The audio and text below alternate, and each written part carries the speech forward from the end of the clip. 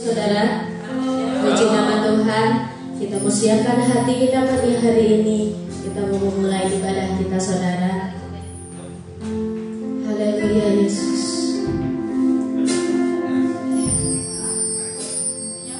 Kau Tuhan yang terbaik.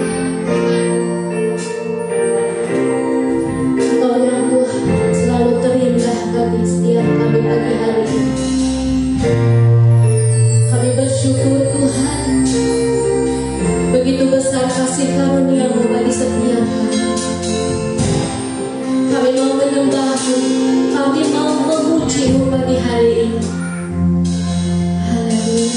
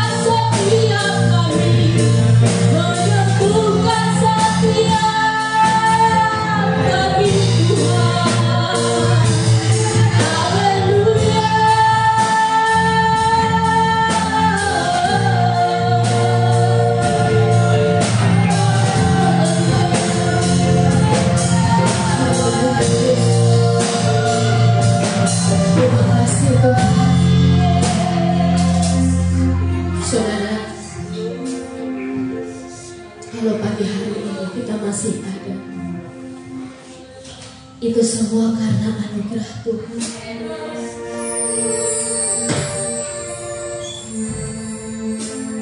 Tidak ada yang bisa kita sombongkan pada hari ini, saudara.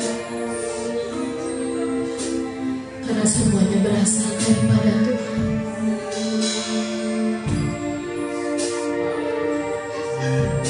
Dan pagi hari ini juga bukan suatu kebetulan, saudara. Kalau kita bersama-sama berkumpul di tempat ini, kita memuji dan memuliakan nama-Nya. Mari kita tanggalkan semua beban kita pagi hari ini, saudara. Kita mau lebih lagi memuji, memuliakan nama Tuhan. Terima kasih Tuhan Yesus. Terima kasih untuk kebaikan-Mu Tuhan.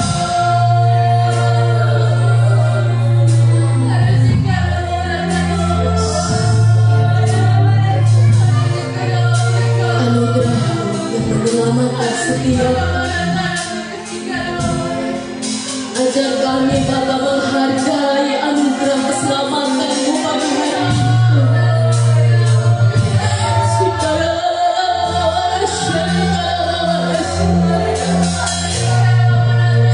Kami tahu Tuhan,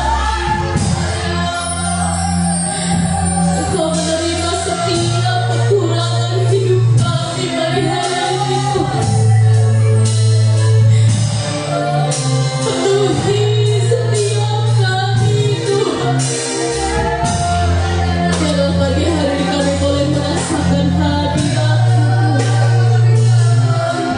Haleluya Yesus.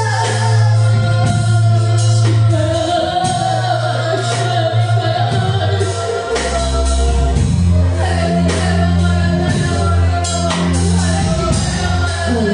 Yesus. Yesus, kami puja, kami sembah sebagai Raja, berdiri di tengah kami, ditinggikan dan dipuji. Sembah dan puji nuri tahta-Mu.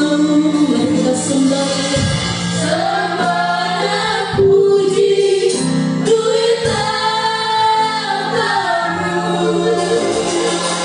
Sembah dan puji nuri tahta-Mu. Yesus Tuhan adalah sembah puji.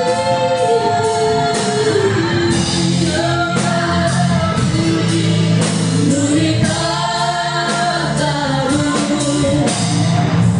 Sembah dan puji nuri tahta-Mu. Sembah dan puji nuri tahta-Mu. Yesus Tuhan adalah Raja. Yesus Tuhan adalah Raja. Yesus Tuhan adalah Raja.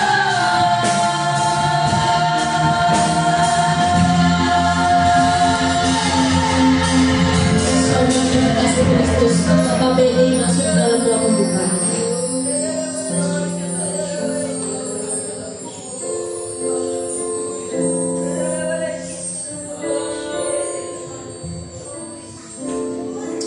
Haleluya Yesus, haleluya. Bapa yang baik, pagi hari ini kami datang kepada-Mu Tuhan. Saat ini kami boleh merasakan kebaikan-Mu dalam setiap hidup kami Tuhan. Dan biarlah pagi hari ini kami mau merendahkan diri kami di hadapan-Mu. Kami mau meninggikan, mengagungkan nama-Mu Tuhan. Sebab hanya pribadi-Mu saja yang layak kami puja pagi hari ini Tuhan. Terima kasih buat kasih setia-Mu yang begitu nyata dalam setiap hidup kami. Dan kami tidak bisa membalas setiap kebaikan-Mu Tuhan. Biarlah pagi hari ini kami mau bawa seluruh hidup kami kepada-Mu Tuhan, menjadi satu dupa yang harum di hadapan-Mu. Dan biarlah hati kami benar-benar boleh menyenangkan hati-Mu pagi hari ini Tuhan. Itu sebabnya kami perlu urapan-Mu pagi hari ini ada atas setiap pribadi kami Tuhan. Kami mau menyediakan hati kami menjadi bencana yang baik kepada-Mu Tuhan, sehingga lewat pujian yang kami naikkan, kami boleh merasakan Engkau ada dan bertata di tengah-tengah pujian kami Tuhan. Dan ada lawatan nyata terjadi atas setiap hidup kami pagi hari Bapa. Terima kasih Bapa, terima kasih.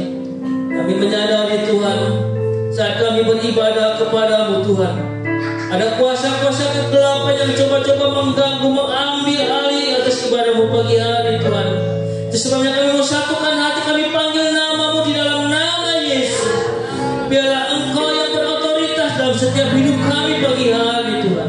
Urapi setiap pelayan-pelayan-Mu Tuhan, worship leaders, singer, pemain musik. Biarlah pujian yang kami naikkan menjadi satu simfoni yang indah di hadapan-Mu Tuhan. Terima kasih Bapa, terima kasih. Kami siap untuk memuji, mengagungkan nama-Mu di dalam nama Tuhan Yesus Kristus. Haleluya, amin. Puji nama Tuhan, saudara. Tetap bangkit berdiri, kita mau bersuka cita pagi hari ini.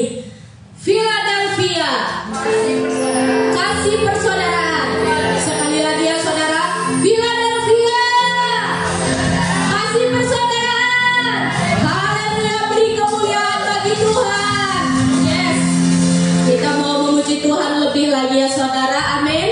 Haleluya.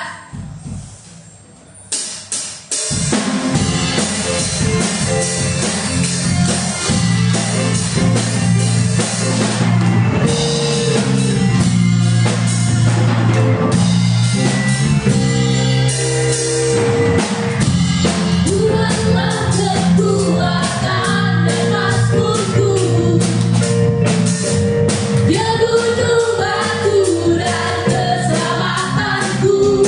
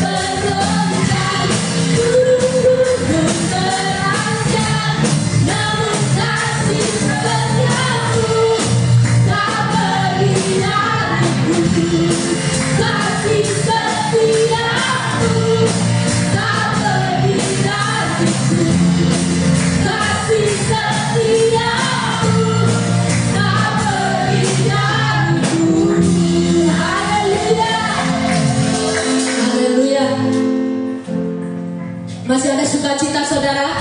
Haleluya. Kita mulai nyanyikan pujian bersama Roh Tuhan. Pasti kita diberi kemenangan. Amin. Haleluya.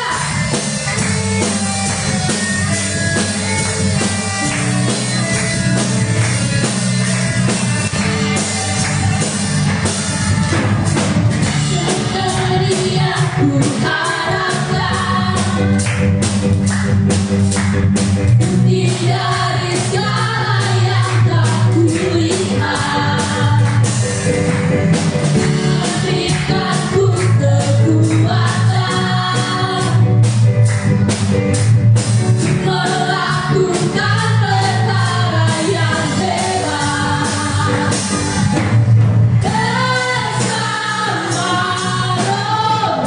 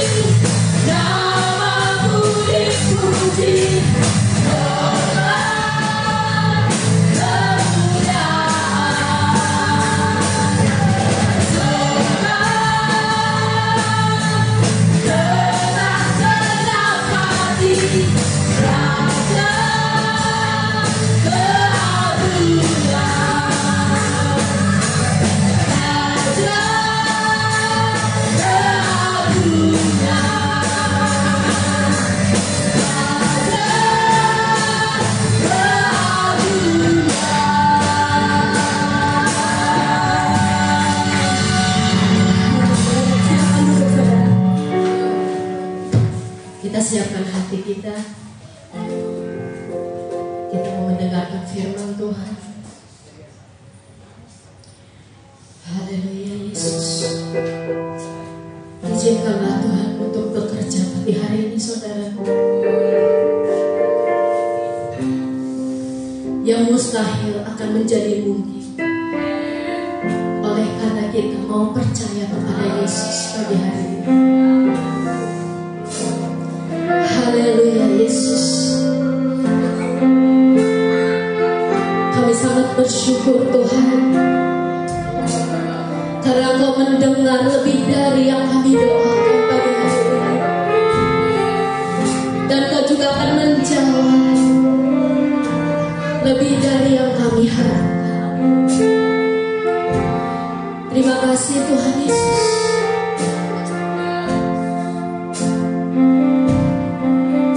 Haleluya Yesus.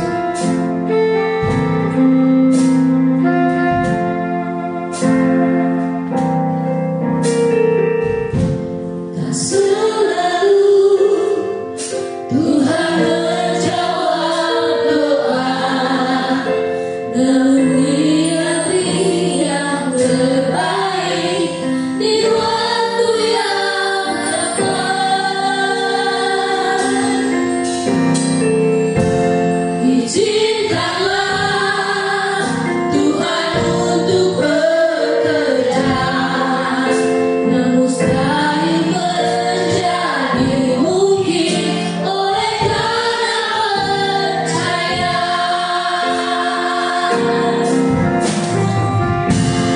Selalu Tuhan menjawab doa, namun Dia beri yang terbaik di waktu yang tepat.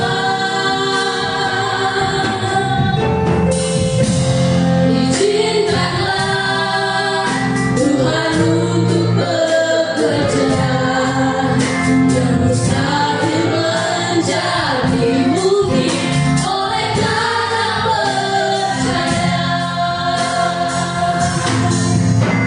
Mendengar lebih dari yang kudoakan, Yesus menjawab lebih dari yang kuharapkan. Dengan caranya di waktu yang tepat, bukan berpihak, Dia jadikan semua. Saudara jemaat Tuhan, bangkit berdiri. Selalu Tuhan menjawab doa, Dia beri yang terbaik di waktu yang tepat. Izinkanlah Tuhan untuk bekerja, yang mustahil menjadi mungkin oleh karena percaya. Supaya lebih dari yang kudoakan, Yesus menjawab lebih dari yang kuharapkan.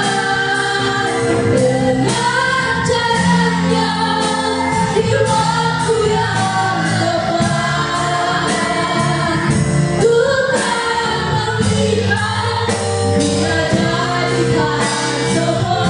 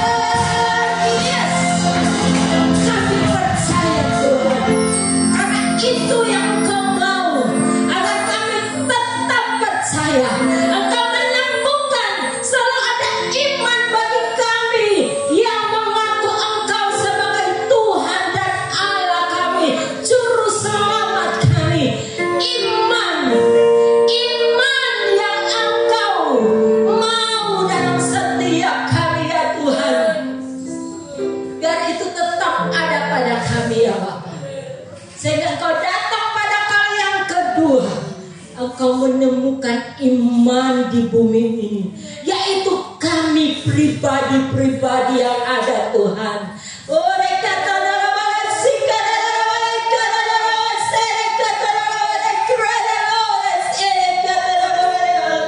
Sudah begitu banyak Engkau berkarya dalam kehidupan kami, tapi tanggapan kami Tuhan kadang-kadang mengecewakan Engkau Tuhan, kadang-kadang membuat Engkau tidak bekerja lebih dalam setiap kami.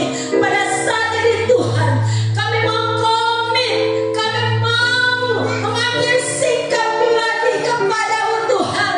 Kami percaya, kami tetap beriman kepadamu Tuhan dan Allah kami, Tuhan Yesus Kristus.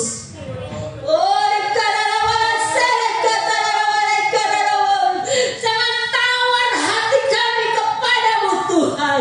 Oleh karena tetap berkelana cinta kami kepadamu, kami tetap takluk kepadamu Tuhan. Haleluya. Sehingga janji-janji firman-Mu terus digenapi dalam setiap pribadi dan rumah tangga kami Tuhan. Haleluya.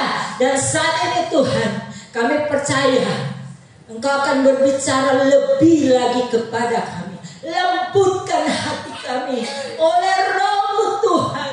Lembutkan tanah hati kami ini yang kadang-kadang keras hati kami ini.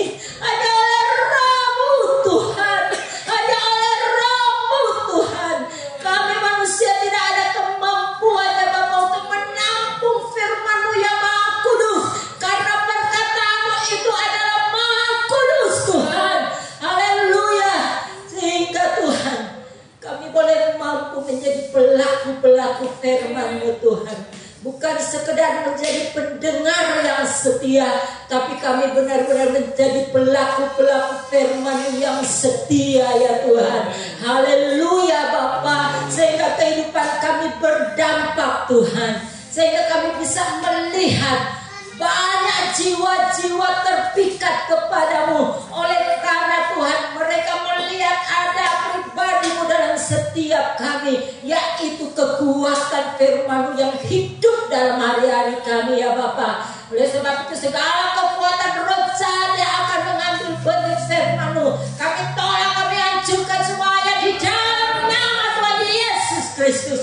Darah Yesus yang berkuasa. Kau urapi dengan urapan-Mu Tuhan, pembukaan firman-Mu, ma'rifat-Mu atas hamba-Mu Tuhan.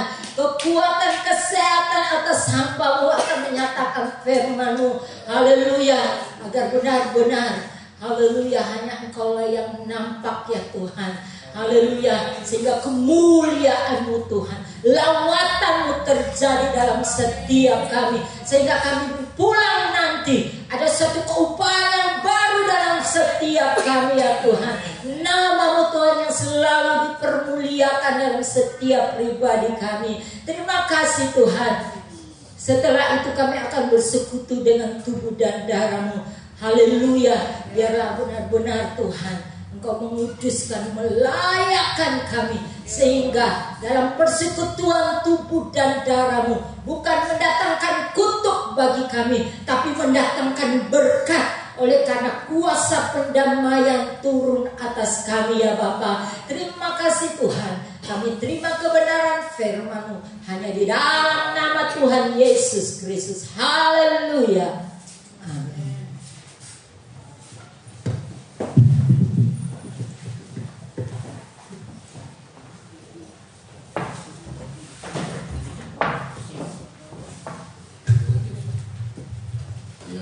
Puji Tuhan, shalom saudara, kasih Kristus buat semua kita yang hadir hari ini, yang dapat kesempatan dalam menerima kebenaran firman-Nya saudara ya. Saudara, kita akan baca dalam Injil Matius 17. Ya, ada satu hal yang luar biasa Tuhan mau singkapkan kepada kita. Matius 17 kita baca ayat 24 sampai 27. Matius 17 ayat 24 sampai 27 untuk kita bisa menemukan, lalu kita baca secara bergiliran. Saya baca ayat 24, saudara ayat 25 dan seterusnya. Ya, Matius 17 ayat 24. Ya, ketika Yesus dan murid-muridnya tiba di Kapernaum, datanglah pemungut bea bait Allah kepada Petrus dan berkata, apakah gurumu tidak membayar bea 2 dirham itu? Jawabnya, memang membayar. Dan ketika Petrus masuk ke rumah, Yesus menemuinya dengan pertanyaan, apakah pendapat gurumu? Dari siapakah raja-raja ini bea dari rakyatnya atau dari orang asing? Jawab Petrus, dari orang asing. Maka kata Yesus kepadanya, jadi bebaslah rakyatnya.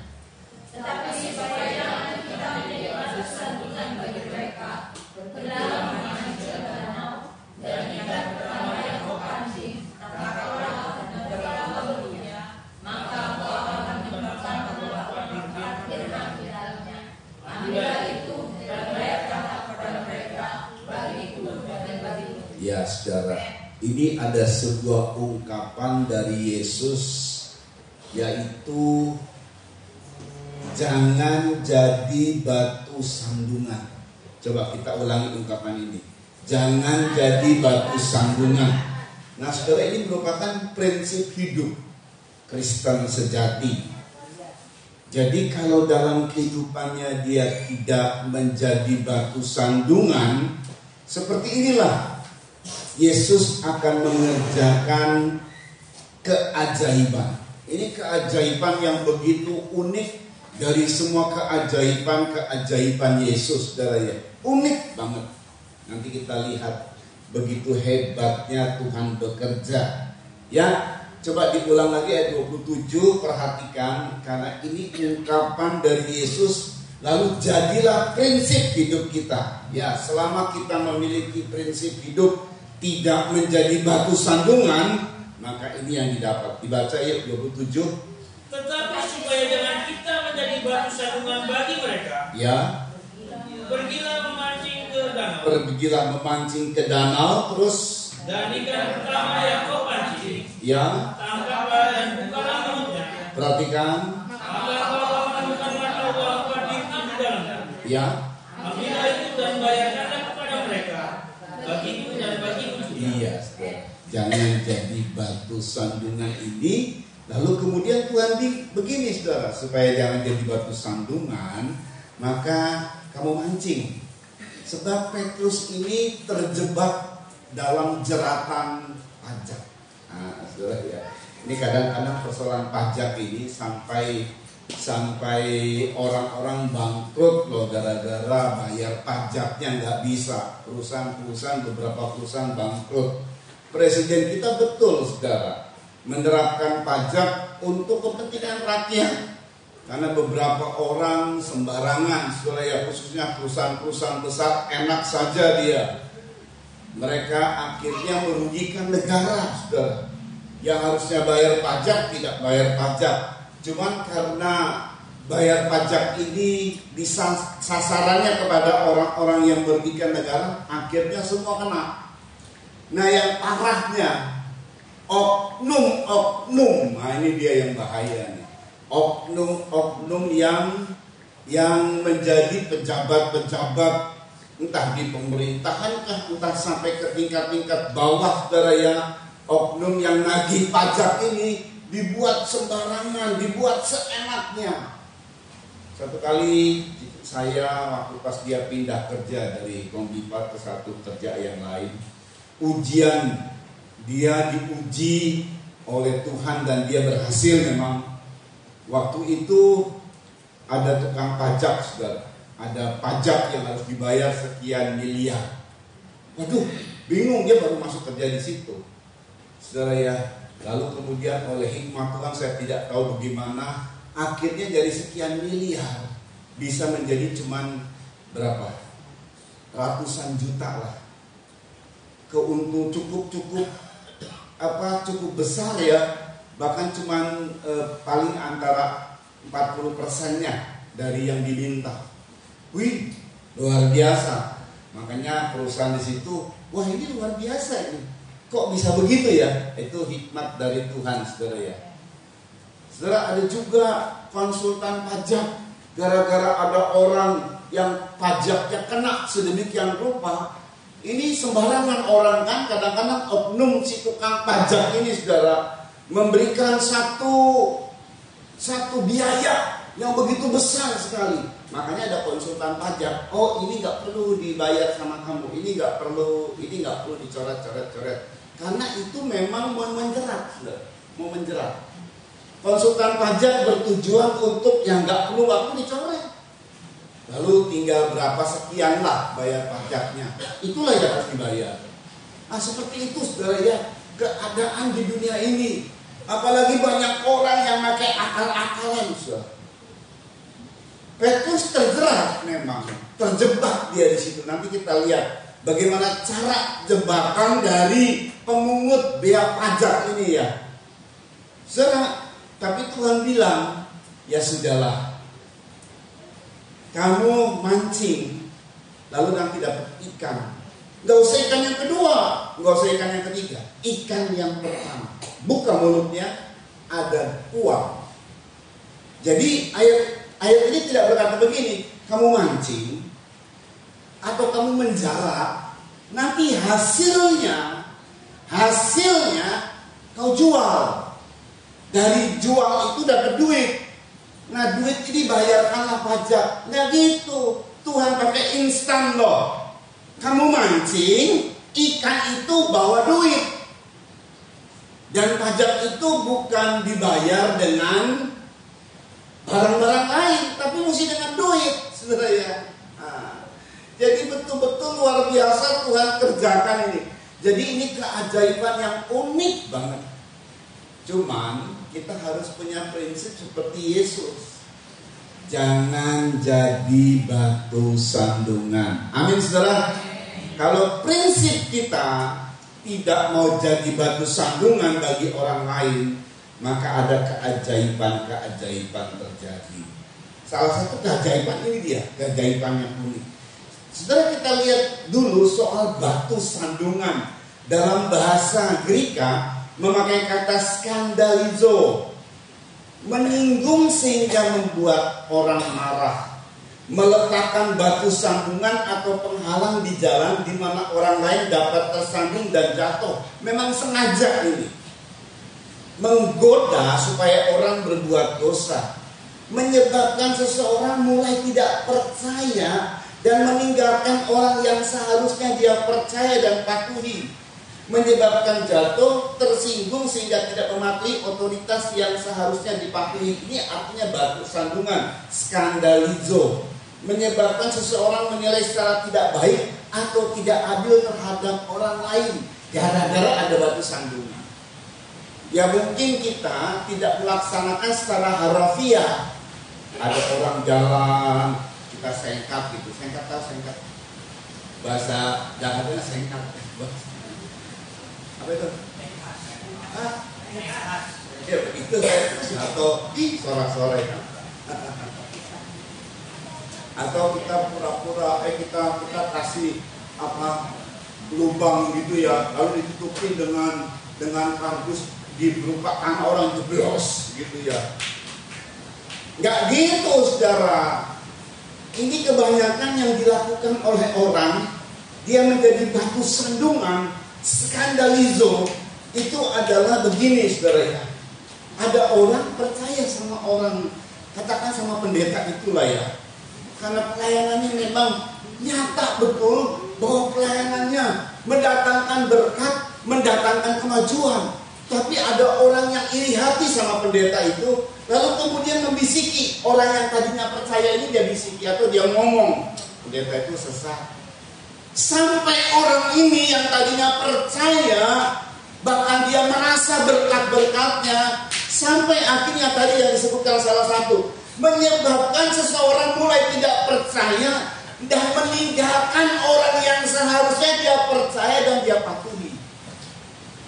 Gara-gara sikap kampret ini ya, yang suka jadi batu sandungan, yang ngomong sama jemaat, ngomong sama siapa gitu, pendeta itu, yang sebenarnya sudah ada bukti nyata bahwa ada berkat yang betul-betul terasa dan nyata betul, tetapi gara-gara si kampret ini, orang itu nggak percaya lagi. Saya pernah ngalami, bukan jadi batu sandungan, ngalami memang kayak begini. Hampir di beberapa gereja, saudara ya. Apalagi di gereja, saya tidak sebut deh. Itu banyak orang yang sudah ratusan. Mereka penuh Roh Kudus. Mereka diberkati, bahkan betul-betul nyata berkat itu secara bukan berkat secara jasmani saja, tapi berkat yang betul-betul nyata, saudara. Sampai konfirmasi lah dari apa-apa yang ditanya, betul-betul kita jawab dan nyata sekali. Wah, saudara ya. Gara-gara satu orang, sebut saja si kampret, dia jadi batu sandungan. Orang yang tadinya percaya, gembala yang tadinya percaya pelayanan ini, sampai menyebutkan bahkan kali di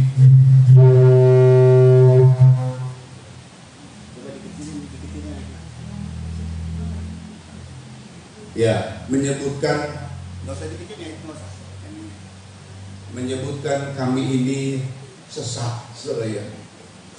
Ribuan orang mendengar bahwa pendeta Harun sama satu lagi rekan saya sesat. Ini batu sandungan. Jadi si kampret itu jadi batu sandungan buat banyak orang. Nah, tipikal orang kayak begini, ini adalah modelnya kualitas apa? Ingat nggak? Khotbah 2 minggu lalu. Ada gandum, ada lalang. Kita sejenak kita lihat ke situ. Karena ini hari-hari akhir. Gak taunya ada loh orang yang kualitasnya lalang. Di mana adanya? Di kerajaannya. Wow. Lah kalau orang dunia lalang mah pantas. Di gereja ada lalang loh. Matius 13 ayat 41. Yuk dibaca nih. Matius 13 ayat 41. Besar dikit. Matius 13 ayat 41. Ya. Anak manusia akan menyuruh malaikat-malaikat. Anak manusia akan menyuruh malaikat-malaikatnya terus. Dan mereka akan mengumpulkan segala sesuatu yang menyesatkan. Nah, kata menyesatkan itu dalam bahasa Inggris open. Dalam bahasa Yunani skandal. Kalau tadi skandalizo itu mempraktekkan sebagai orang yang suka menjadi batu sandungan. Kalau ini skandal, yaitu dari kata skandal, saudara ya, menjadi batu sandungan terus. Dan semua orang yang melakukan kejahatan dari dalam kerajaan. Dari mana tuh? Dari dalam kerajaan. Jadi nggak taunya ada orang Kristen yang suka menjadi batu sandungan, saudara. Ada jemaat yang percaya kepada gembalanya. Gara-gara si orang ini, dia mungkin kecewa sama gembala tersebut ya. Tapi dia mempengaruhi jemaat yang lain. Supaya jangan ikut sama gembalanya, jangan percaya. Ini jadi batu sandungan namanya. Oh, ada loh. Kadang-kadang orang yang lain dimatiin, yang lain.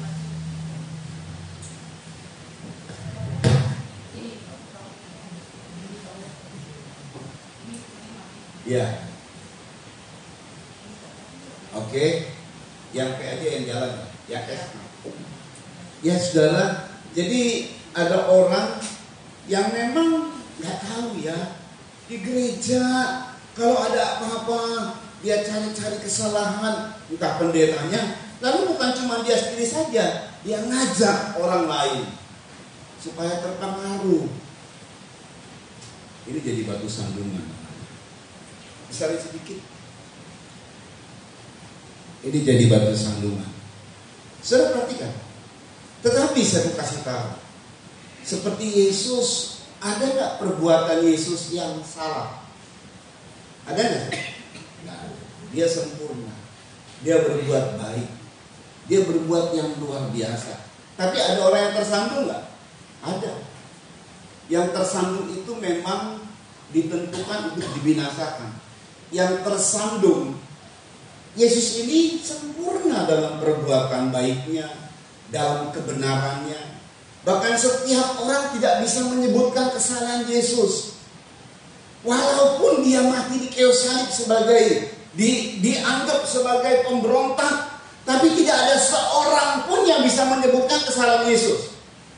Tunjukkan kesalahan Yesus di mana? Gak ada yang berani.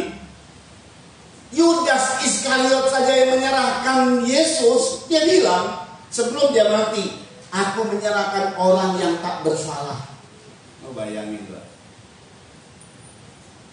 Pilatus yang memvonis Yesus, dia pun berkata, apa kesalahannya?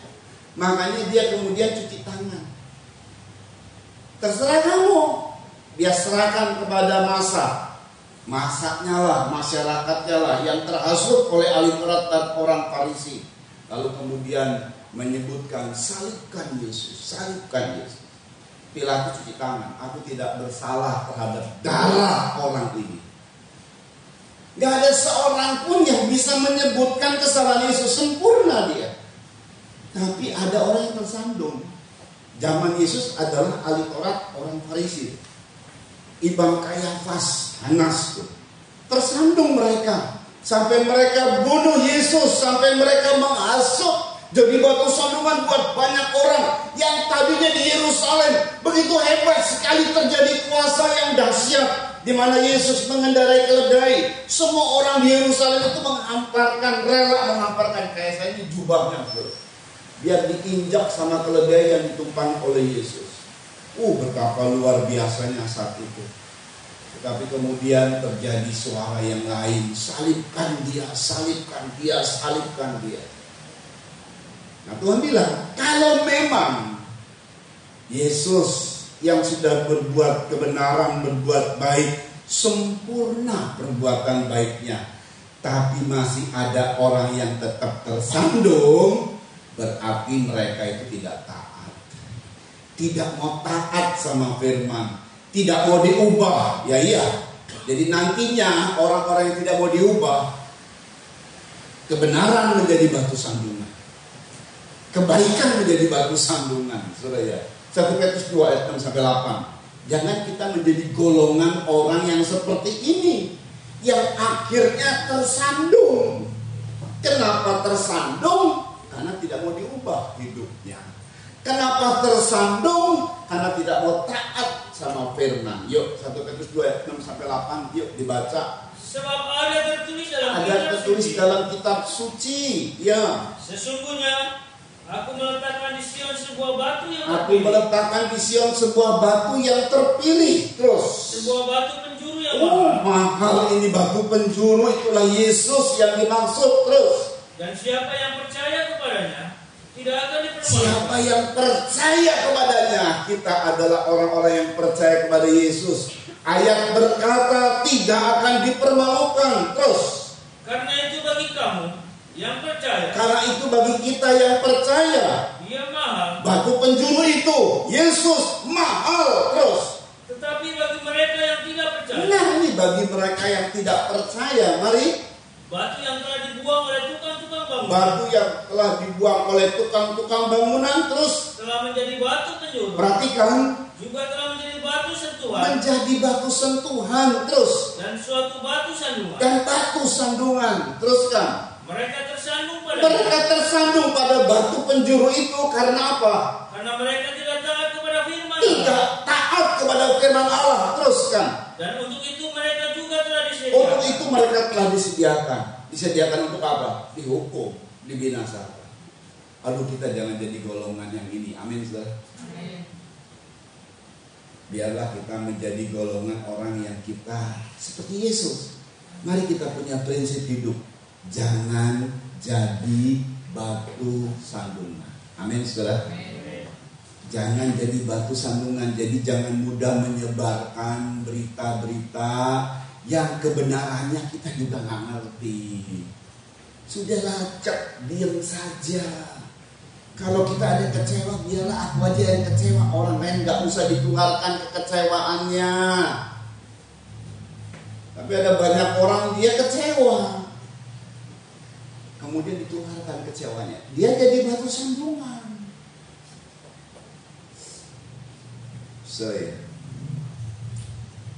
Dia memiliki kualitas pelalang. Nah, itu batu sandungan itu kualitas pelalang. Saudara, kalau kita punya prinsip tidak mau jadi batu sandungan, maka Tuhan pasti melakukan mujizat yang dahsyat. Amin. Dan ini konteksnya memang soal pajak. Aduh, memang ini pajak ini bikin orang, ya apa sih yang kita, ini pajak ini adalah sesuatu yang harus dibayar. Betul ya? Kadang-kadang nih kalau kita makan sehari-hari oke. Makan apa sih? Nasi lah cukup, tahu tempe lah sudah. Tapi ada yang mesti dibayar, ini dia yang repot. Apa tuh? Misalnya nih, beberapa misal, listrik. Ya kita bisa ada listrik langganan maupun token. Saudara mungkin nggak bayar token tiap bulan, tapi tiap minggu. Di pastor itu token tiap minggu, saudara.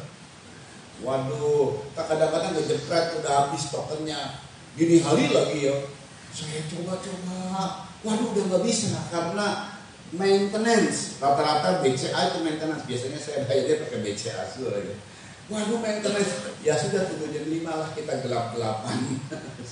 Kalau dia mati jam 1 itu udah gak bisa tuh. Wah kadang-kadang saya lagi di luar, tapi tokennya habis. Ya memang harus dibayar saudara ya. Itu nggak kecil itu di seminggu. Wah nanti aja lah ngomongnya.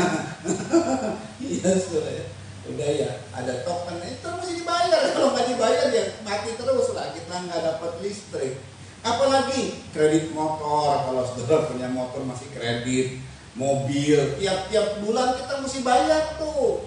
Kredit rumah, kalau saudara punya kredit rumah BTN, nah, saya sudah tidak punya rumah di BTN karena sudah dijual, jadi dulu bayar tiap bulan saudara. Lalu ada lagi pulsa, iya kan ya. Kecuali saudara nggak mau pakai handphone ya udah. SPP anak sekolah. Ini ada lagi yang suka pakai kartu kredit. Oh iya kan, tiap bulan kan ada tagihan datang saudara, kartu kredit. Jangan kemudian ada orang-orang yang modelnya kayak mafia. Kartu kredit mah nggak apa-apa, nggak usah dibayar. Itu model mafia itu. Lalu kalau misalnya kita punya pegawai, kita mesti gaji.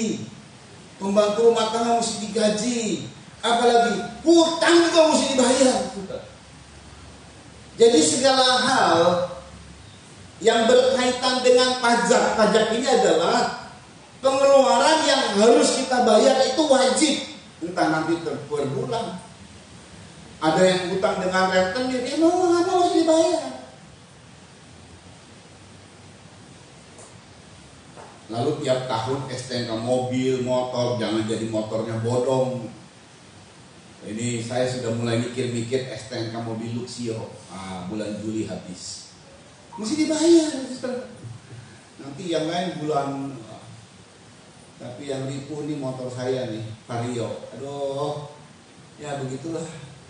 Baik, orang baik, ya begitulah keadaannya ya. Tidak mengapa lah. Biar kita serahkan aja sama Tuhan deh. Daripada mikirin, susah juga dipikirin saudara. Pusing. Selain aja nanti. Iya saudara. Tapi saya percaya bahwa kalau saya menjadi orang yang prinsipnya tidak menjadi batu sandungan, seboleh-bolehnya hutang apa saja saya bayar. Ya saudara ya. Ini aja di tiap-tiap tahun sebenarnya saya bayar STNK Vario.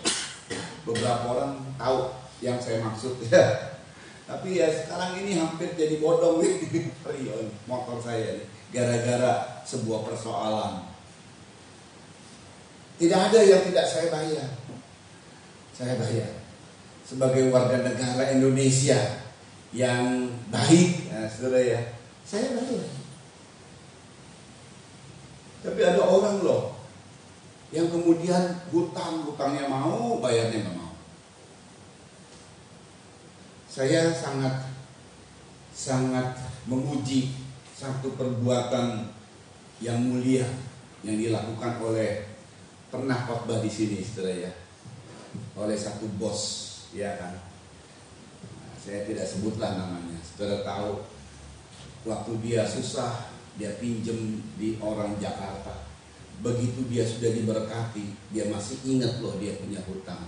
Itu entah berapa tahun ke depannya, saudara ya, entah 4 sampai 5 tahun lah. Setelah dia diberkati, dia punya duit, dia cari tuh orang yang dia utangin. Puluhan tahun ya saya nggak ngerti, lupa saya. Dia pernah bersaksi. Sampai nggak tahu tempatnya, akhirnya ketemu. Ya sebenarnya kata izin ini, ya udahlah nggak usah. Oh tidak, hutang harus dibayar. Ini perbuatan mulia ini. Waktu itu dia susah, saudara. Tapi setelah diberkati, udah jadi bos. Dia kejar. Dia belum masih jadi bos besar ya. Tapi dia ada duit, dia kejar. Kalau kita tertib dengan uang, maka kita diberkati. Tapi kalau engkau coba-coba main-main dengan uang, uang itu menjeratmu. Bahkan terus akan menjerat kita.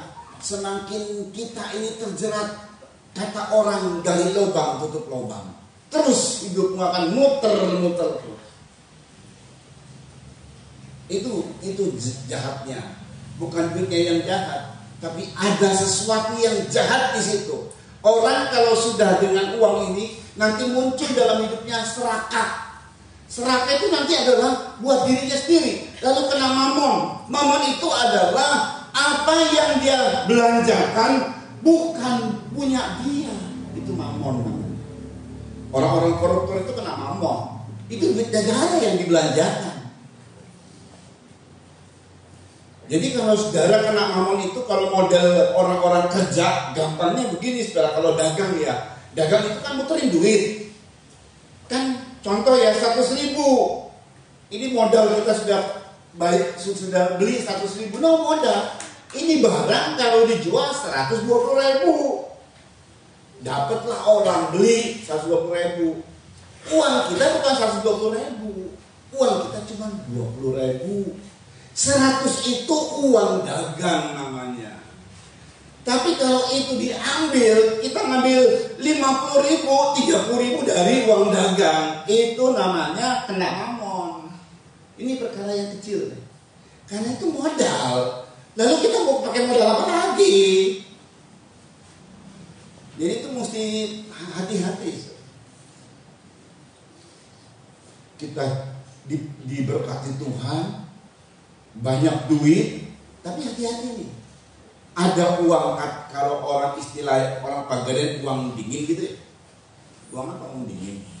Uang dingin itu artinya uang yang untung.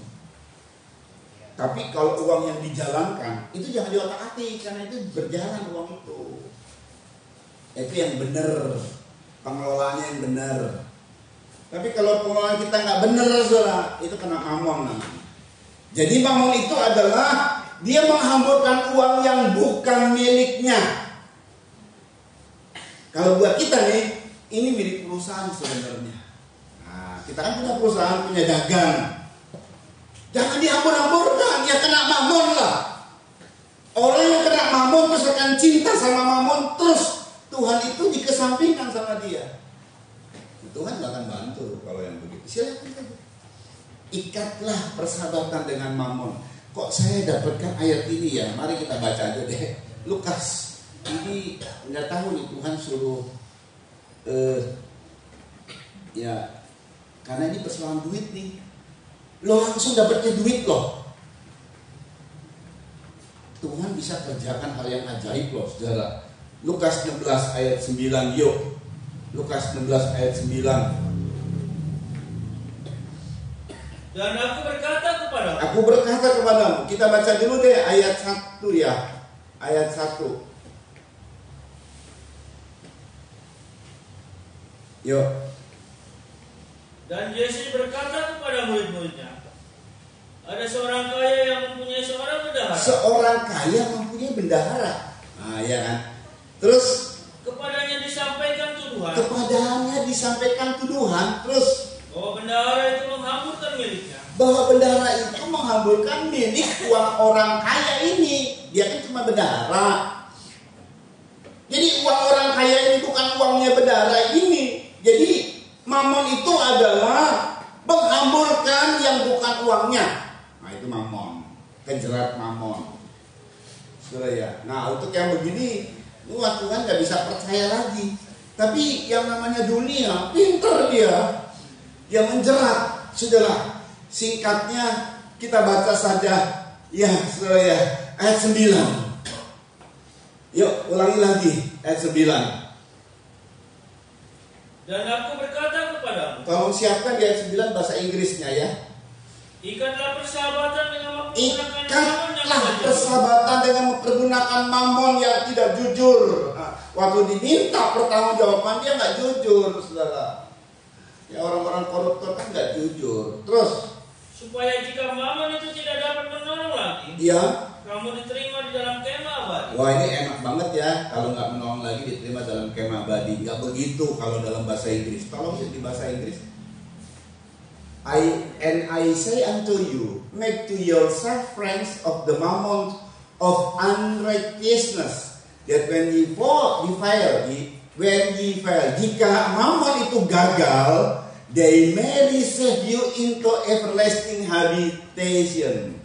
Jika mammon itu gagal menolongmu, maka mereka akan menerimamu dalam habitatnya yang selamanya. Jadi dapat terikat dengan mamon selama-lamanya. Dan mamon itu musuhnya Tuhan. Ini sedikit katakanlah intermezzo gitu ya. Ya. Jadi saudara, Tuhan buat keajaiban kalau kita punya prinsip tidak menjadi batu sandungan. Apa itu? Nah, ini dalam konteks pajak, bayar pajak. Kalau ada hutang dibayar supaya jangan jadi batu sandungan. Doanya kenceng, puasanya kenceng, tapi hutang di sono sini. Pendoa syafaat tapi hutang di sono sini. Malu-maluin gitu kan ya, saudara. Malu-maluin, aduh. Gayanya keren banget, tapi itu semua tuh utang. Yang dipakai gaya itu sebenarnya utang, dari utang. Malu-maluin. Mendingan kita makan tahu tempe, mungkin motor Vespa yang Vespa lagi tren motornya gitu ya. Ini Vespa bukan Vespa yang udah di nggak modifikasi. Vespa dimodifikasi tambah gede, mahal ya. Ya. Tapi ini hasil sendiri. Gitu saudara. Ini adalah hasil sendiri. Pakai sepeda ontel. Zaman dulu motor ya saudara ya, motor apa itu ya, Yamaha kalau nggak salah. Oh itu usaha sendiri, gitu lebih baik nggak utang sono sini. Jadi prinsip jangan jadi batu sandungan menjadi prinsip hidup kita, saudara. Tuhan akan bantu. Wih luar biasa loh, cara bantunya saja luar biasa nih. Ini makanya keajaiban yang unik, rasanya unik banget. Tuhan bilang supaya jangan jadi batu sandungan. Petrus, kamu mancing.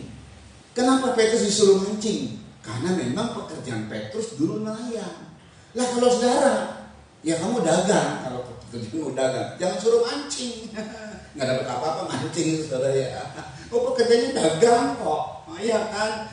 Kalau kamu dagang, nanti kalau kamu prinsipnya tidak jadi batu sandungan, dagangmu aku berkati. Kalau kerja sebagai pegawai, ya kamu kerja. Asal kamu prinsipnya tidak jadi batu sandungan, pekerjaanmu aku berkati. Nah gitu loh saudara. Jadi apapun pekerjaannya, di situ Tuhan mau berkati kita. Karena kita punya prinsip sama dengan Tuhan, tidak jadi batu sandungan. Berkatnya itu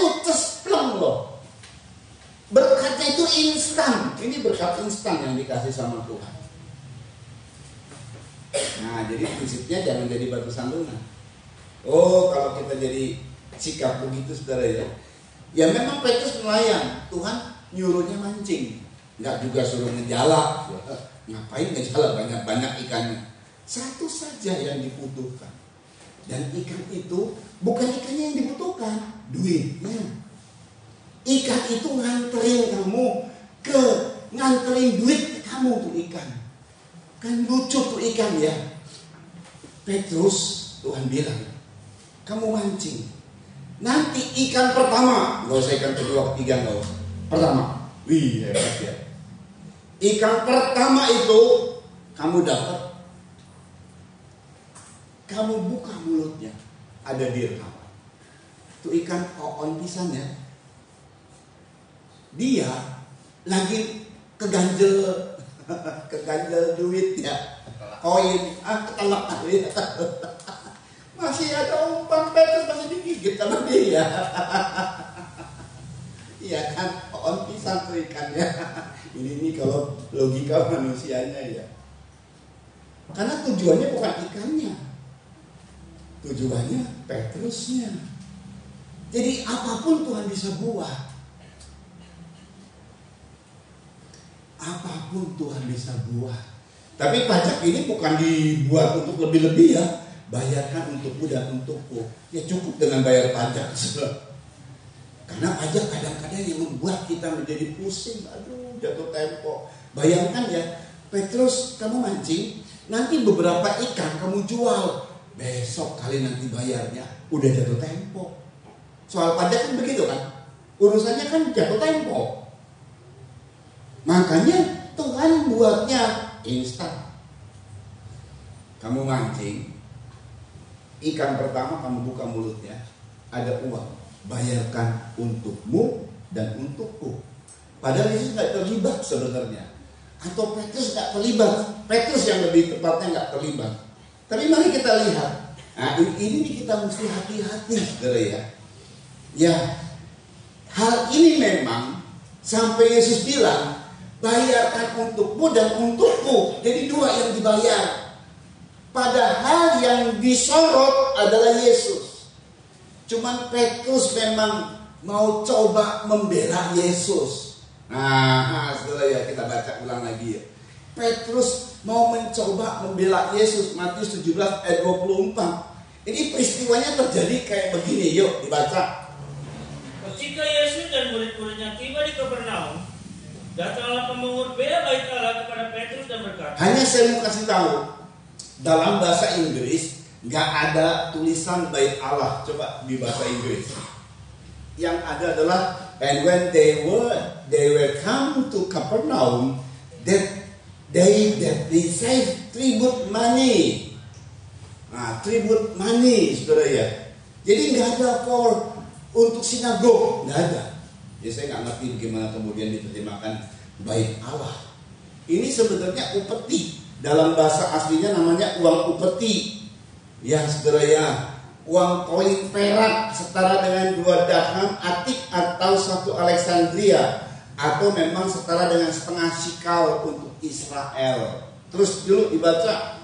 Dan berkata, iya. Apakah gurumu tidak membayar bea 2 dirham? Ini perkataan jebakan.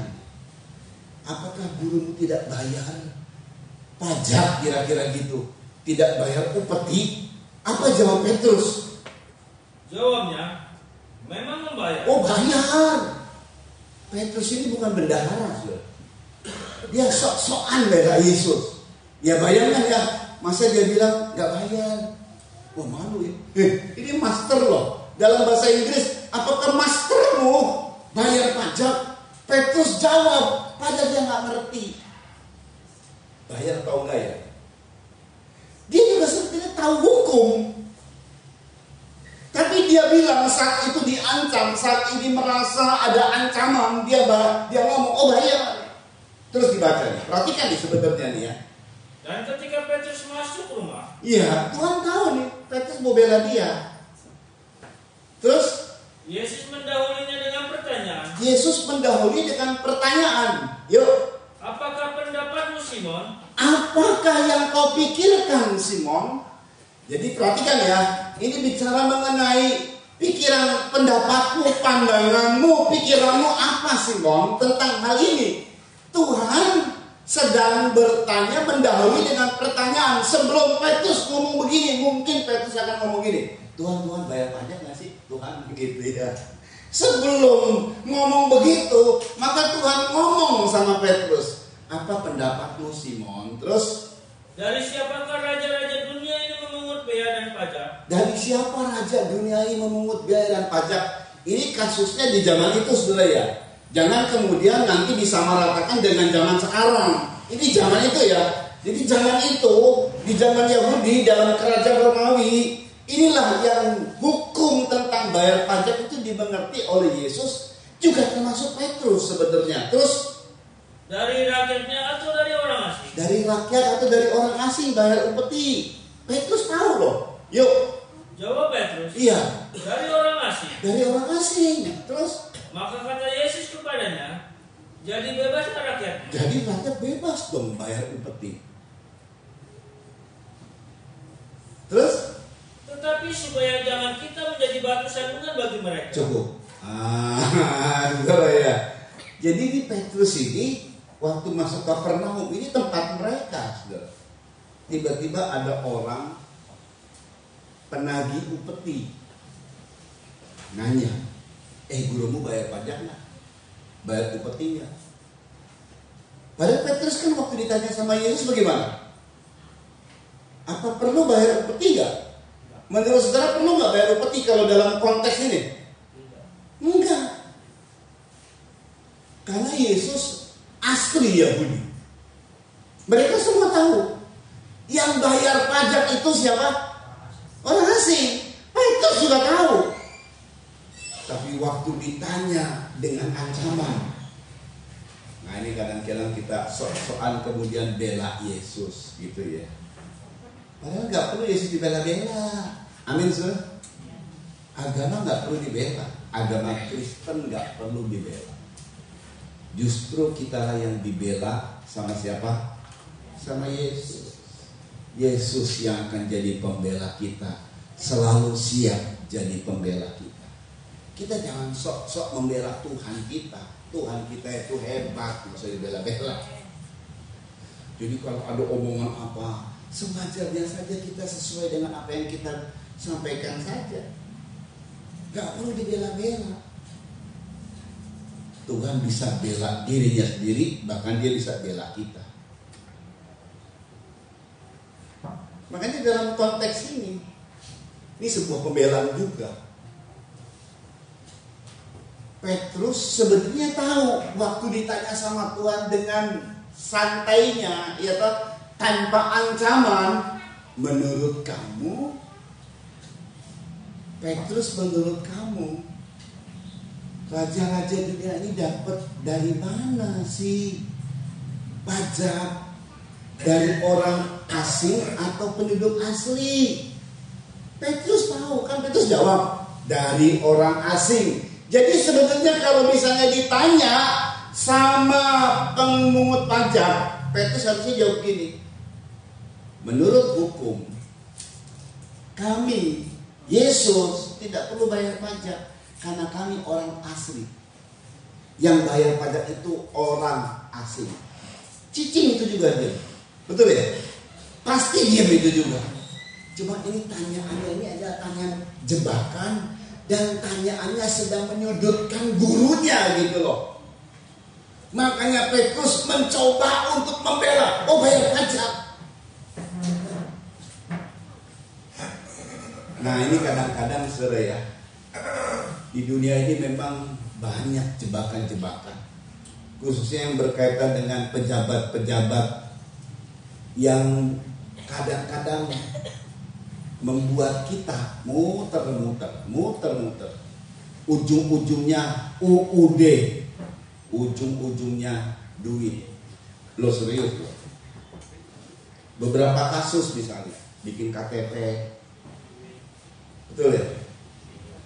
Bikin apalagi tuh urusan imigrasi, paspor, tanah, apalagi soal pajak. begitu terlihat, maaf ya, etnis Cina, Kristen, waduh.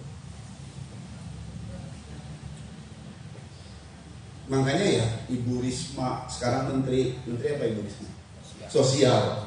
Dia pernah datang ke kelurahannya kalau masalah apa? Lupa saya. Dia marah-marah. Ini urus KTP, coba mesti berapa? Dia berapa lama urus KTP? Dipanggil. Termasuk Ahok gitu kan. Di Indonesia ini belit. Di atasnya memang sudah oke, sudah ke bawahnya. Jadi baru-baru ini kan ada yang ditangkap ya, oknum pajak ya. Betul ya? Banyak yang nggak benar, betul. Jadi semua ketegakan kebenaran di Indonesia ini dipermainkan ke bawah. Inilah dunia, bukan cuma Indonesia sebenarnya. Ini yang namanya dunia. Dunia itu kita berhadapan dengan orang-orang licik. Petrus ditanya jeratan. Aduh, bayar pajak. Nah, itulah sebabnya kemudian bayarlah pajak buat aku dan kamu. Harusnya kan cuma bayar pajak buat Yesus aja dong, betul kan? Kan yang ditanya Yesus. Tapi daripada lu nanti disudutkan lagi, bayar pajak juga buat kamu. Ini cara Tuhan membela kita. Jadi nggak penting juga. Oh kalau gitu ini gimana ya? Tenang aja loh. Tuhan bisa buka segala macam cara untuk memberkati kita, saudara. Kalau kita terjerat, itulah sebabnya Tuhan bilang nih. Tuhan bilang, berhadapan dengan dunia ini, saudara ya, maka apa kata Tuhan? Tuhan sudah ingatkan. Kita baca yuk. Keadaan kalau kita dijerat, diancam, yang kemudian nanti pikiran kita menjadi lupa dengan semua apa yang kita dapatkan gitu ya. Udah gitu ngedrek-dek lagi gitu ya, saudara ya.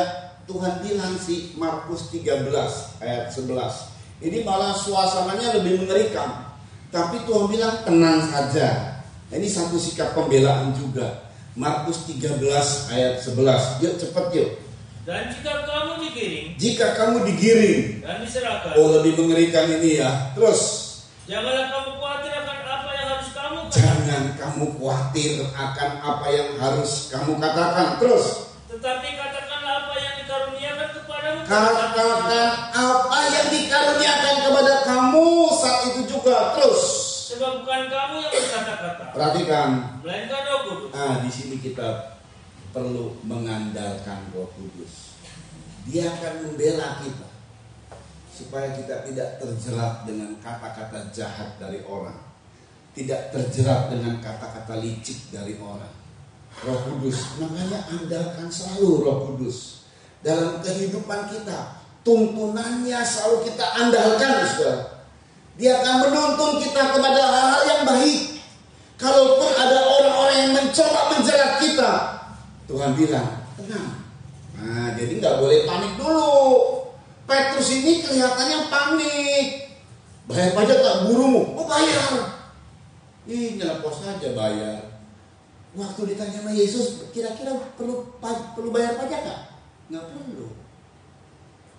Apa dari mana pajaknya dapatnya itu?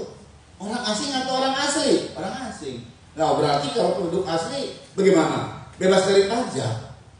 Perlu bayar pajak nggak? Nggak perlu. Ya sudah, Petrus sudah terjerat. Bayar pajak katanya ya. Akhirnya mesti bayar pajak. Jadi tenang.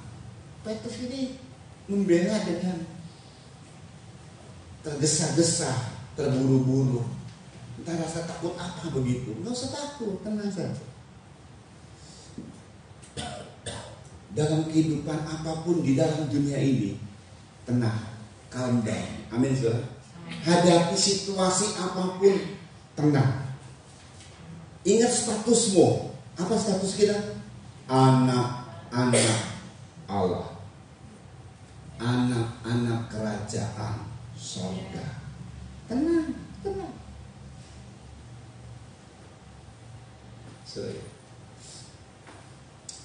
Ini luar biasa memang ya. Sudah. Jujur memang ya, jujur. Di dunia ini yang tadi saya bilang beberapa oknum-oknum, kita sebut oknum ya. Bukan lembaga badannya. Itu semua sudah oke. Tapi oknum-oknum khususnya yang di bawah-bawah ini. Sampai sekarang loh. Sampai sekarang. Masih belat-belit. Masih belat-belit.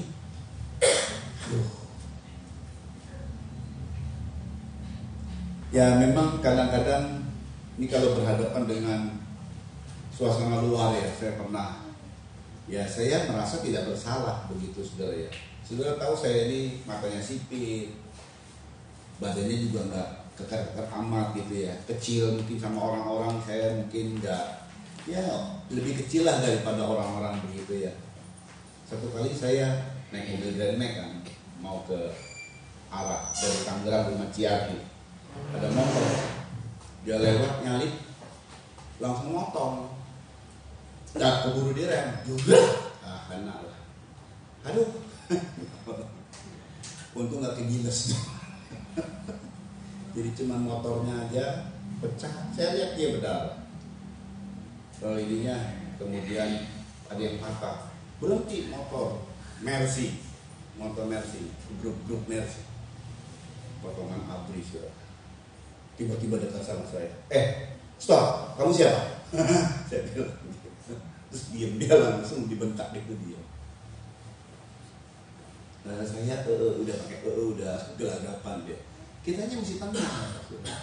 Saya cuma lihat edukasian dia orang. Sudah, ini apa yang rusak? Ya, kamu tuh sebenarnya salah. Langsung motong begitu.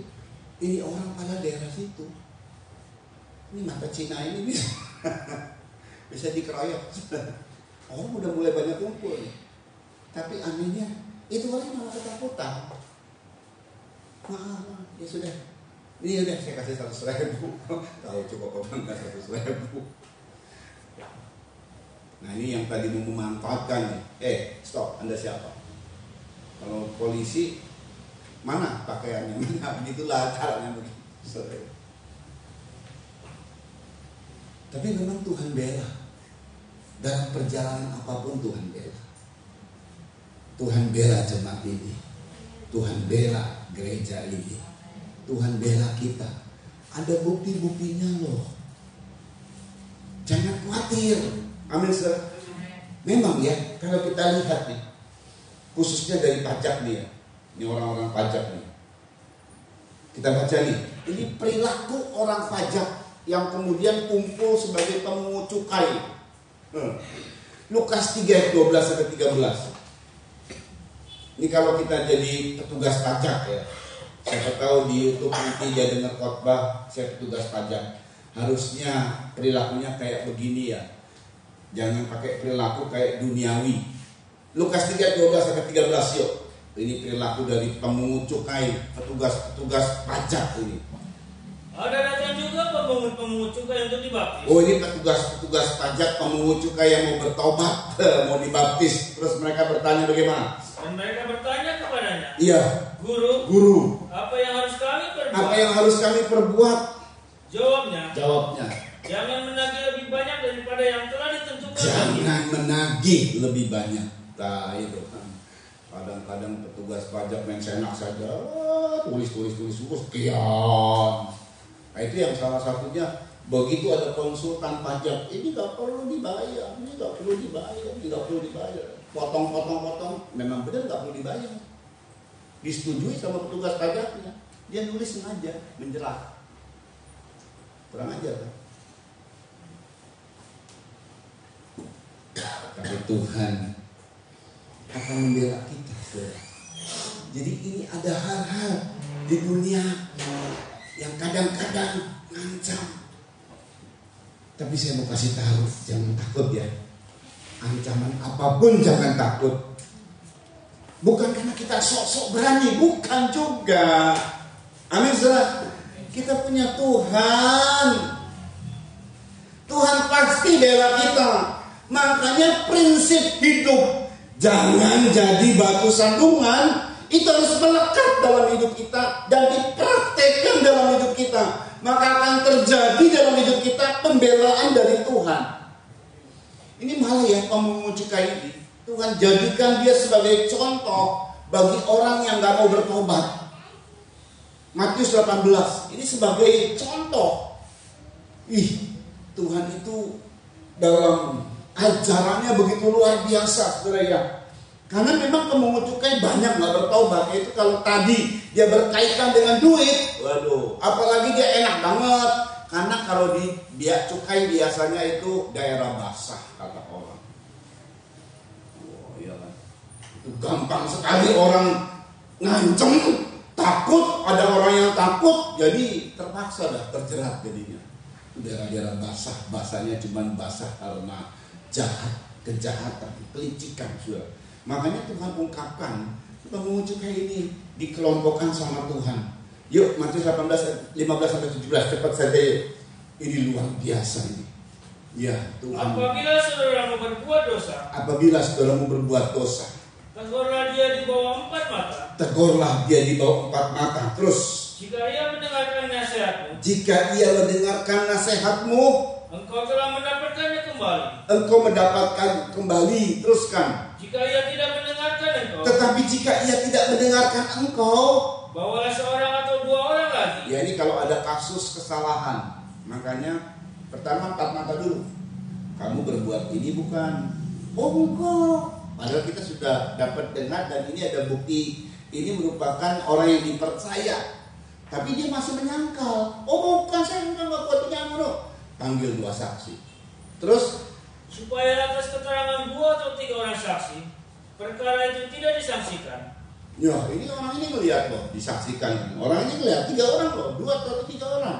Perkara itu tidak disaksikan. Tapi ini orang bantah lagi, nyangkal. Enggak, saya nggak berbuat itu. Udah lagi pakai demi Tuhan. Waduh. Udah, terus bagaimana? Jika ia tidak mau mendengarkan mereka. Jika ia tidak mau mendengarkan mereka, terus sampaikanlah soalnya kepada jemaat. Sampaikanlah soalnya kepada jemaat. Teruskan. Dan jika ia tidak mau juga mendengarkan jemaat. Wah, setelah itu disampaikan ke jemaat. Kita nggak pernah melakukan tindakan kayak begini, saudara ya. Pernah nggak? Hah? Cuma 4 mata aja udah gitu ya, udah terserah kamu lah. Kumamane. Paling kita klarifikasi dengan saksi. Tapi kita nggak pernah sampaikan kepada jemaat. Nah, kalau disampaikan kepada jemaat itu bagaimana? Sudah ngomong nih, lalu dia tidak mau juga bagaimana? Pandanglah dia sebagai seorang. Sebentar dulu. Dan jika dia tidak mau juga mendengarkan, yes itu. Dan jika ia tidak mau juga mendengarkan jemaat. Terus? Pandanglah dia sebagai seorang yang tidak mengenal Allah. Pandanglah dia sebagai orang kafir. Dan atau seorang pemungut cukai. Jadi memang rata-rata pemungut cukai ini nggak tobat, saudara. Mirip-mirip orang kafir. Itu karena memang di situ menagih yang banyak itu kan bukan uangnya, tapi karena dia dapat hal power seenaknya menjerat, dapat duit. Persoalannya kan persoalan duit gitu kan. Persoalan uang, menagih lebih. Persoalan uang yang buat dirinya. Makanya orang-orang yang sudah terjerat uang sulit untuk ditegur, sulit untuk menerima firman, tidak taat sama firman, udah kena mamon, sama dengan orang kafir, sama dengan pemungut cukai. Gurumu bayar pajak nggak? Bayar. Udah toh, Petrus masuk rumah. Saya tidak tahu di rumah siapa nih. Mungkin ya rumah bisa rumah Petrus, entah pada saat ada pelayanan. Yang intinya sebelum Petrus nanya, Tuhan mendahului dengan pertanyaan. Karena Tuhan tahu persoalan itu. Waduh, ini Petrus. Dan kisah ini hanya ada di Injil Matius. Injil Matius adalah Injil Raja. Injil Matius adalah Injil pemimpin. Jadi kalau kita mau jadi pemimpin, kalau kita mau jadi kepala, Kalau kita mau diberkati, maka nomor satu prinsipnya adalah jangan jadi batu sandungan. Lihatlah, Tuhan akan membela. Bayarkan untukku, karena Tuhan yang dilibatkan di situ. Tapi untukmu juga, karena kamu. Tidak untuk yang Yohanes, Yakobus, kan nggak disebut kan? Karena mereka nggak ditanya. Yang ditanya siapa? Petrus. Seorang pemimpin itu harus tenang selalu. Tenang. Dalam segala jeratan apapun, dia mesti tenang. Sebenarnya kalau Petrus tenang, nggak terjerat, saudara. Petrus harus jawab apa? Dia balik tanya lagi, sama seperti Yesus tadi kan balik tanya. Gurumu bayar pajak nggak? Saya mau tanya sama kamu, hai pemungut pajak. Pajak itu siapa yang bayar? Orang asing atau orang asli? Pasti dijawab orang asing. Guru kita orang asli, jadi nggak usah bayar pajak. Nah begitu harusnya kan. Tapi okelah kita ada kelemahan, saudara. Okelah kita akhirnya terjerat. Okelah kita ada tergopoh-gopoh, tergesa-gesa. Okelah kita punya khawatir. Okelah kita punya ketakutan. Segala hal apapun yang kita alami, Tuhan siap membela kita. Amin. Prinsipnya nomor satu yang kita harus pegang, jangan jadi batu sandungan. Yuk kita datang sama Tuhan yuk. Tuhan itu ajaib. Dia akan bela kita. Masalah apapun dia akan bela. Haleluya. Yuk mari pemain musik. Pemain musik kita nyanyikan lagu ini, Tuhan Engkau ajaib bagiku. Klien perjamuan suci, siapkan diri. Haleluya. Kita akan datang bersama Tuhan. Jelas Tuhan membuktikan pembelaannya lewat korbannya yang kita akan terima, saudara. Haleluya.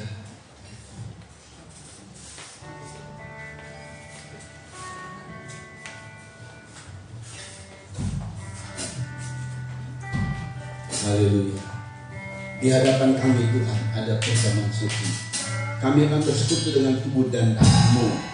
Pembelaan yang luar biasa Kau berikan kepada kami Tuhan, di mana Engkau telah berkorban dan Engkau menyelamatkan kami sehingga kami diselamatkan. Bahkan segala hal yang Kau kerjakan, Engkau mengarahkan segala hal buat kami anak-anak-Mu Tuhan. Kami bersyukur, berterima kasih untuk apa yang Kau kerjakan. Kami mau memiliki prinsip tidak menjadi batu sandungan seperti prinsip-Mu Tuhan. Terima kasih, kami terima tubuh dan darah-Mu di dalam nama Tuhan Yesus Kristus. Mari berikan kemuliaan kepada Tuhan. Tiada yang mustahil, mujizat masih ada dalam hidupku. Sembuhkan sakitku, pulihkan jiwaku. Mujizat masih ada bagiku. Tuhan Engkau ajaib bagiku. Tak ada yang tak mungkin bagimu. Tak ada yang tak mungkin bagimu. Semua yang kusaksikan perbuatan tanganmu. Semua yang kusaksikan perbuatan tanganmu. Amin. Tuhan Engkau ajaib bagiku. Sungguh ku percaya, sungguh percaya, tiada yang mustahil. Mujizat masih ada dalam hidupku. Sembuhkan sakitku,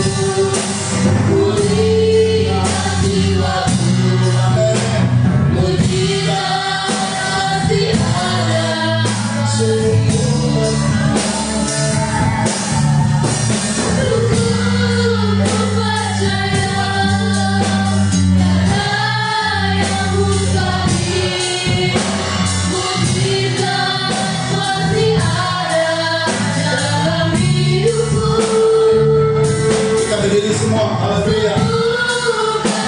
Pulihkan jiwaku. Haleluya. Haleluya. Mujizat hati. Sungguh ku percaya. Nyanyikan dengan sungguh-sungguh. Sungguh ku percaya. Tiada yang mustahil. Amin. Mujizat masih ada dalam hidupku. Sembuhkan sakitku. Amin, amin. Pulihkan jiwaku. Mujizat masih ada bagi. Mujizat masih ada. Mujizat masih ada bagi. Mujizat masih ada. Mujizat masih ada bagiku. Haleluya. Haleluya. Angkat kebutuhan.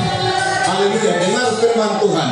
Sebab apa yang telah kuteruskan kepadamu telah kuterima dari Tuhan, yaitu bahwa Tuhan Yesus pada malam waktu ia diserahkan mengambil roti, dan sesudah itu Yesus mengucap syukur atasnya. Yesus memecah-mecahkannya dan berkata, inilah tubuhku yang diserahkan bagi kamu.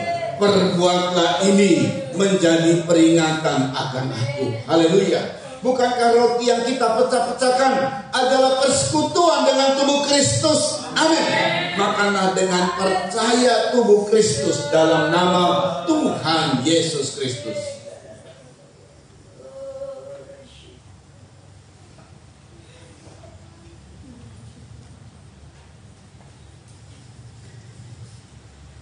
Angkat minuman yang merupakan cawan perjanjian baru. Haleluya, yang berisi darah Kristus. Demikian juga Yesus mengambil cawan sesudah makan lalu berkata, cawan ini adalah perjanjian baru yang dimeteraikan oleh darahku. Perbuatlah ini setiap kali kamu meminumnya menjadi peringatan akan aku. Sebab setiap kali kamu makan roti ini dan minum cawan ini, kamu memberitakan kematian Tuhan sampai Dia datang. Bukankah cawan ucapan syukur yang atasnya kita ucapkan syukur adalah persekutuan dengan darah Kristus? Amin. Minumlah dengan percaya darah Kristus dalam nama Tuhan Yesus Kristus. Oh haleluya. Huribikan asyakarin turkadaya dokhal adni dekali nomor penaya lada shalom nahu.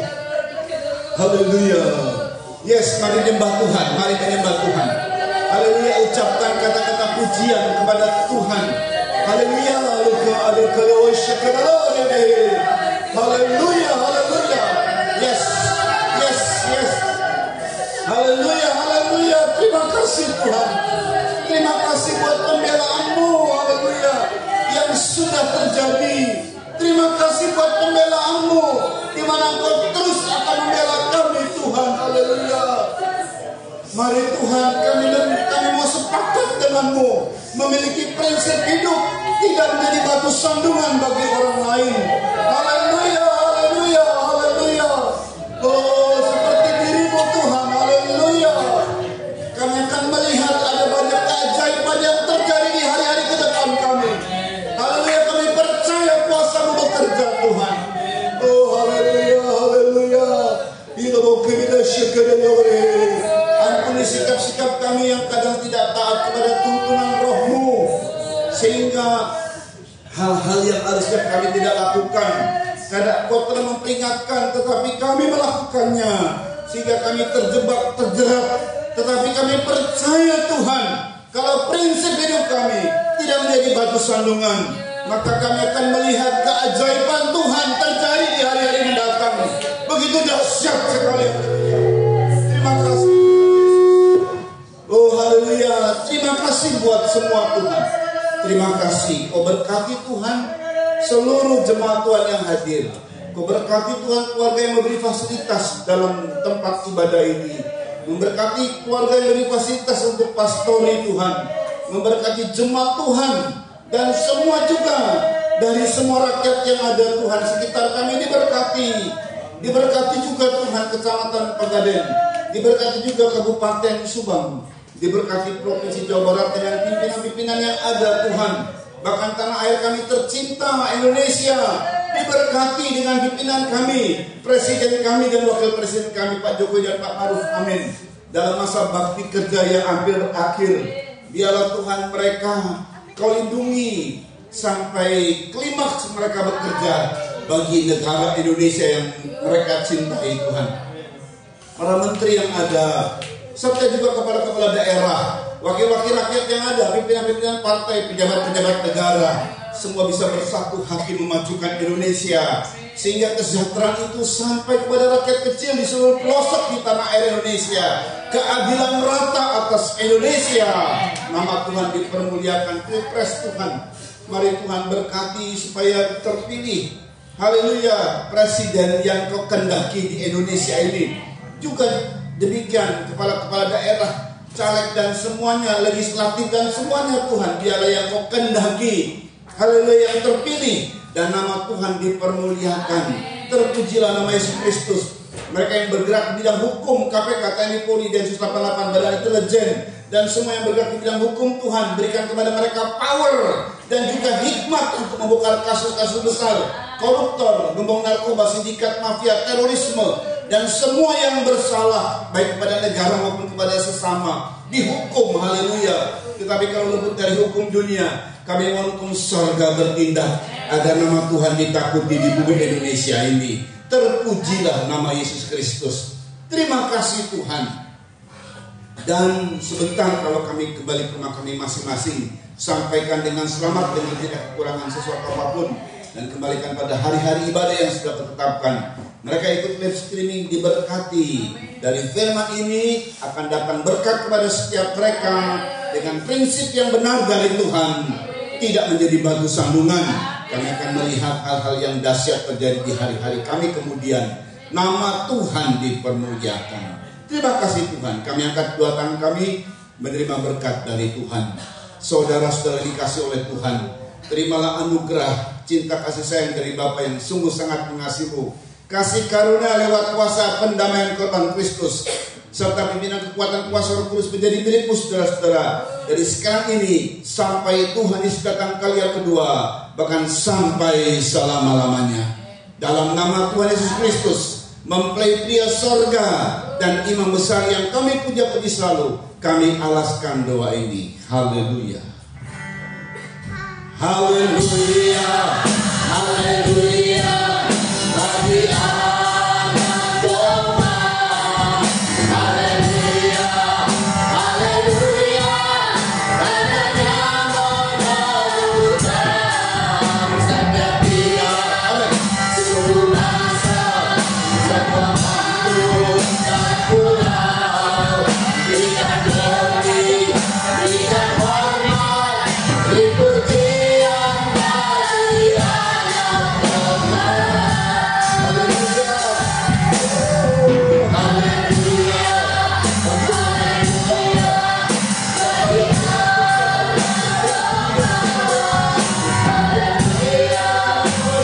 Haleluya.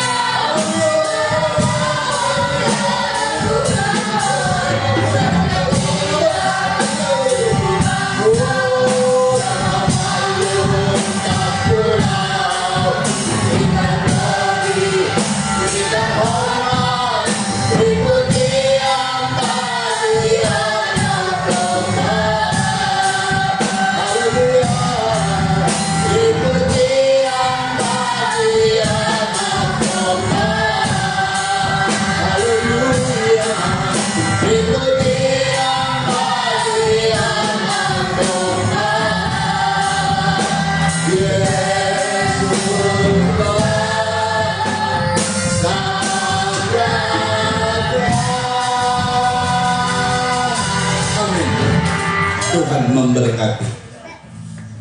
Sambil persembahan